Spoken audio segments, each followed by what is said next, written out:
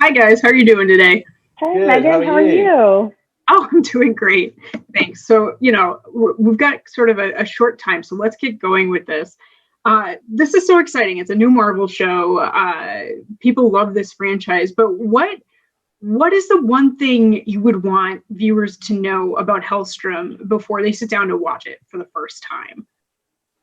I think that coming into this show, it does take its roots in the comics, but we sort of use it as a jumping off point. And this series, you can expect something that's a little more psychologically dark and daunting, full of scares and horror. So I think that sort of sets it apart. What do you think?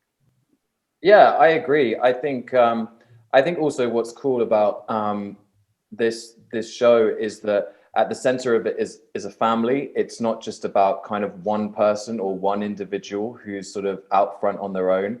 It's it's about this family and this unit, and it's about them trying to navigate this world together. Mm. Mm-hmm. Speaking of that family, obviously Anna and Damon have such a complex relationship. So I was wondering if you could sort of break that down in your own words and also talk about how you built that rapport behind the scenes.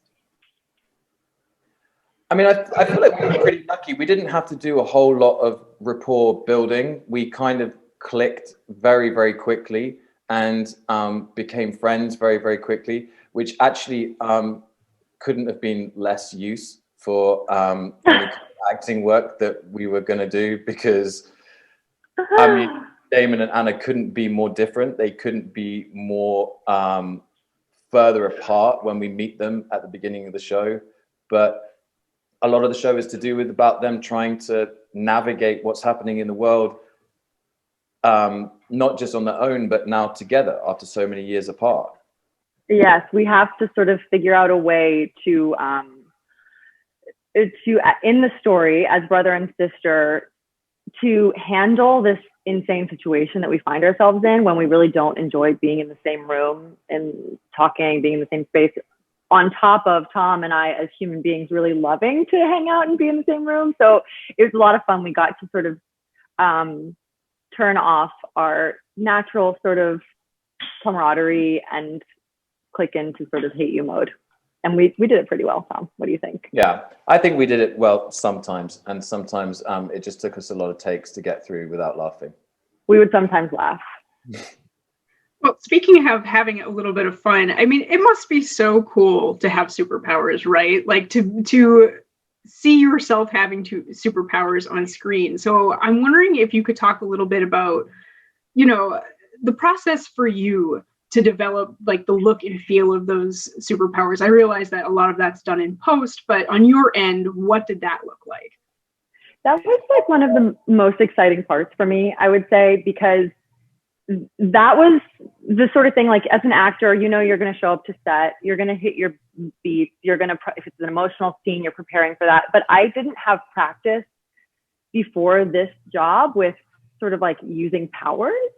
And that's not sort of like, as actors, you know, you can remember I was really sad this day in my life. It felt like this, but it's not really like I used powers this time in my life and this is what it felt like. So you're pulling on really imaginative reserves, and to just get into that mode and allow your mind to go as far as it can and let the acting follow was just delicious, like actor candy. So much fun. But also, so much of what you see in the show happened practically. I mean, if someone goes flying across the room, someone went flying across the room. If a room is on fire, the room is on fire, you know? So a lot of the stuff we got to see happen live while we were there. And so you do actually feel like you have powers. Yeah, someone actually did fall over the roof in the first episode. There was a stunt mat some feet below, but someone went over the roof. That must have helped immensely. Totally. I don't think it helped him very much, but so throughout I've seen the first 5 episodes of the season, and we see Damon and Ana really struggling with this legacy that their father has left them, this painful experiences and what he did to other people. So can you talk a little bit about how these characters sort of grapple with that terrible legacy? Mm-hmm. I think the way in which they do it is just completely different. I think Damon is driven and plagued by guilt, and he believes that if he can make things okay, if he can make people okay, if he can make the world a bit of a better place, then he doesn't have to deal with this legacy of evil that he feels inside him all the time. And he's so driven by love for his mom and for his sister, but a love that kind of is kind of like unable to be reciprocated in so many ways. And so you know, I think it's a really difficult thing for both of them to deal with the idea that they have evil in their blood. Yeah, we do handle it in quite opposite ways, but I think one thing that is true for both of us is that we've created a sort of, at least for Ana, the knowledge of these abilities that she carries sort of fractures her into two, and you get one version of Ana that the world sees and meets that has overcome incredible adversity and is strong and icy, but then you have another side of her, this secret shadow side, where she goes after these people who have hurt her, spurned her, who she was raised by, and she wants to shut that evil down. So there's this light side and dark side. And I think as siblings, while we don't handle many things the same way, I think that's a product that we've both sort of stepped into.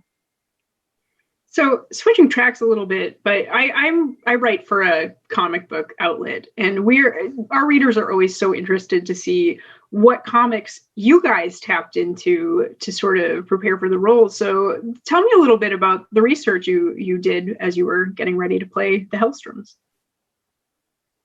For me, I was really, really interested in the look of Satana. She's incredible looking as a character. And while, of course, our show is not going after that sort of very bodacious and exposed thing, I definitely drew inspiration from that and allowed it to sort of have an effect on my psychological rendering of her, knowing that all that sort of fiery stuff is inside her.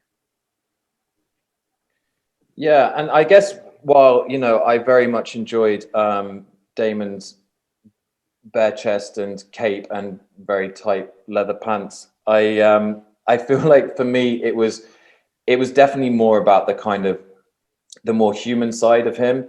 Paul, our showrunner, had told me about a particular frame in the comics which I went and found, which is where Damon is looking at his mum's diary, and he's learning about what happened to her and what happened to them as children, and he just has these tears streaming down his face, and it's this most incredible frame in the comic.